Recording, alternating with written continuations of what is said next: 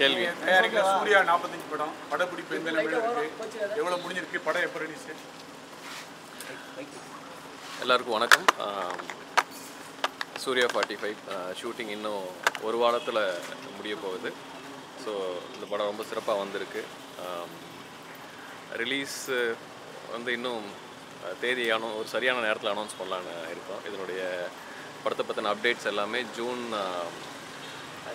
2nd or 3rd வீக்லேருந்து வர ஆரம்பிக்கும். And இந்த படம் ஒரு celebration, complete celebration film. So அதனால் வந்து இது ஒரு பண்டிகை நாளில் ஒரு மக்கள் கொண்டாட்டத்தோடு இது வந்து கொண்டாட்டமாக இருக்குன்னு நான் சொல்லிக்கிறேன். பண்டிகை நாளாக தீபாவளிக்கு வர வாய்ப்பு? பண்டிகை நாளாக இருக்கும். படத்தோட தலைப்பு அந்த கருப்பு டைக்கெட்லாம் நிறைய, இது எல்லாமே உங்களுக்கு ஜூன் மிட்லேருந்து உங்களுக்கு வரிசையாக வந்து அதோட அப்டேட்ஸ் வர ஆரம்பிக்கும்.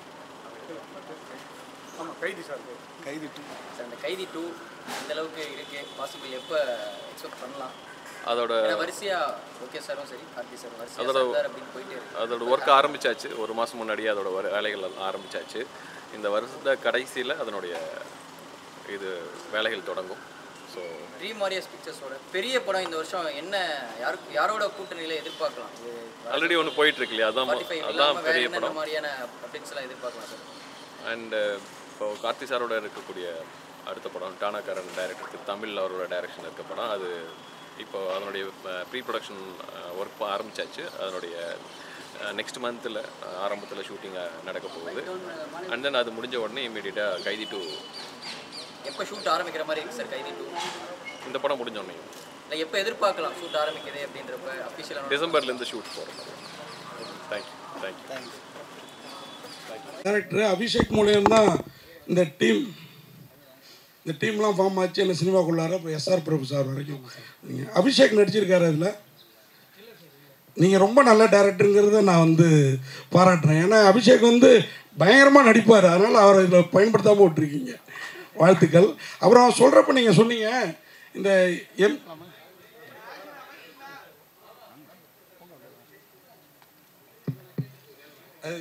கேட்குதா? கேட்குது. எம்ஜிஆர் நகர் மளிகை கடைக்காரரு சொன்னீங்க. அப்புறம் புறநானூறு அகநானூறுலாம் சொன்னீங்க. புறநானூறுலேருந்து எடுத்திருக்கீங்களா எம்ஜிஆர் நகர் மளிகை கடை சப்ஜெக்டா? சார், நாங்கள் என்னென்னா சொல்லப்பட வேண்டிய ஆனால் சொல்லப்படாத கதைகள் மட்டுமே, அதுதான் என் கருத்தாக இருந்தது. அதுவும் சொல்லப்பட வேண்டிய கதை, அதை ஷார்ட் ஃபிலிமாக எடுத்திருந்தேன். அது மூலமாக எனக்கு அந்த லேர்னிங் இருந்ததுன்னு சொல்கிறேன். இப்போ ஒரு கதை எடுக்கிறதுக்கு எனக்கு ஒரு காரணம் வேணும்ல. ஸோ அதை தான் நான் லெசனாக எடுத்துக்கிட்டேன். அதை அர்த்தமுள்ளதாக பண்ணணுன்றது தான் லெசனாக எடுத்துக்கிட்டேன். அதான் சார். காளியன் சார், நாங்களும் இன்னைக்கு காலையிலேருந்து மேட்ரு செய்தி இல்லாமல் ரொம்ப ட்ரையாக இருக்கோம். 4 மணிக்கு ஏதோ ஒரு ஃபோட்டோ எடுத்தீங்க, உற்சாகமாக எடுத்தீங்க அப்படின்னாங்க. கலையரசனுடைய மறுபக்கம் ரமேஷ் தலக்குடைய இன்னொரு உருவம் அப்படின்னு போட்டு விட்ருவோம். அது என்ன ஃபோட்டோ, என்ன உற்சாகம்? அது நேரம் வரும்போது நானே சோசியல் மீடியாவில் போடுவேன். அப்போ எடுத்து நீங்கள் கொண்டாடுங்க. அது நீங்கள் 3 year தான் ஃபோட்டோ பார்த்தோன்னே உங்களுக்கு தெரிஞ்சிடும். வேற ஒன்றும் இல்லை, அதில் எல்லா கதையும் இருக்கும் அந்த ஃபோட்டோக்குள்ள. ஏன்னா நைட் ஷூட் முடிச்சுட்டு உற்சாகமாக போயிருந்தான்னு சொன்னான். வேற ஒன்றும் இல்லை. Thank you so much for the questions.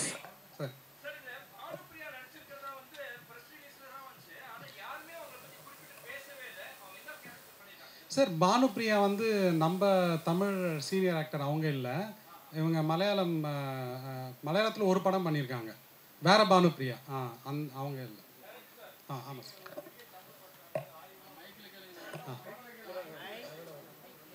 Sir, என்னன்னா இதை பற்றி நான் நிறைய யோசிச்சிருக்கேன் சார். இப்போ நீங்கள் வேட்டி கட்டிருக்கீங்களா? இப்போ நானுமே பேண்ட்டு தான் சார் போட்டிருக்கேன். என்னன்னா நீங்கள் யோசிச்சு பார்த்தீங்கன்னா நம்ம தமிழ் உண்மையிலேயே வளரணும்னு வச்சுக்கோங்களேன். அதுக்கு வந்து ஃபண்டமெண்டலாக நம்ம வேறு சில விஷயத்த நம்ம பண்ண வேண்டியது இருக்குது. இப்போ ஃபார் எக்ஸாம்பிள் தமிழ் கற்றுக்கிட்டவங்களுக்கு என்ன பொருளாதாரம் இருக்குன்றது ஒரு கொஷின். ஓகேங்களா? இது ஒன்று. இன்னொரு பக்கம் சாஃப்ட் பவர்னு சொல்லுவாங்க சார். என்னென்னா நம்ம கதையை இப்போது இலங்கையில் போர் நடந்ததில்ல, சும்மா நான் ஒரு எக்ஸாம்பிள் சொல்கிறேன். இலங்கையில் போர் நடந்ததில்ல, அங்கே நடந்த அநியாயத்தை நம்மளால் வெளில சொல்ல முடியல. ஒரு இன்டர்நேஷ்னலாக நமக்கு ஒரு சாஃப்ட் பவர் இல்லை, ஒரு நரேட்டிவ் இல்லை. இது நீங்கள் ஒன்றும் இல்லை. இப்போது நியூ டெல்லியில் நடக்கிறது தான் பெரிய நியூஸ். நம்ம ஊரில் நடக்கிறது அவ்வளோ பெரிய நியூஸ் இல்லை. ஸோ நான் என்னோடய ரோலாக என்ன பார்க்குறேன்னா, தமிழை வளர்க்குறதுக்கும் தமிழை வந்து தமிழை தூய்மையாக பேசுகிறதுக்கும் என்னை விட எவ்வளோ பெட்டர் ஆளுங்க இருக்காங்க. அதை நான் என் ரோலாக நான் பார்க்கல. என் ரோலாக நான் என்ன பார்க்குறேன்னா, அவங்க படுற கஷ்டத்தை, அவங்க பண்ணுற ரிசர்ச்சை நான் வந்து மற்ற மொழிக்கும் மற்ற கல்ச்சருக்கும் எடுத்துகிட்டு போய் சேர்க்கணும்னு நான் நினைக்கிறேன். அதுதான் என்னோட ரோலாக நினைக்கிறேன். அதுதான் என் ஸ்ட்ரென்த்தாக நினைக்கிறேன். Thank you so much, sir. Time constraint nalla we'll have to wrap up.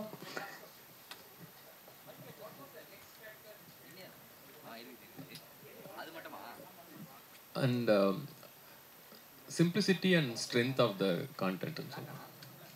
அதில் அந்த கண்டென்ட்டில் வந்து ரொம்ப சிம்பிளான ஒரு கதை இருக்குது. பட் அது ரொம்ப ஸ்ட்ராங்காக வந்து நம்மளை ஃபீல் பண்ண வைக்குதுங்கிறது தான்.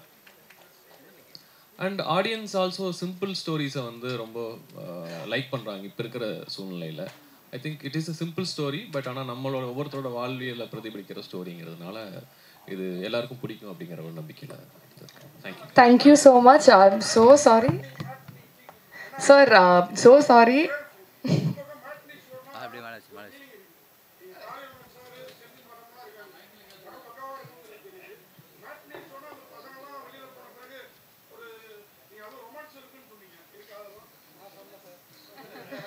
இல்லை, ஒரு மீனிங் இருக்குது அப்படிங்கிறது தான். நீங்கள் இதுவும் ஒரு மீனிங், அதே மீனிங் இல்லை பட் வேறு மீனிங்.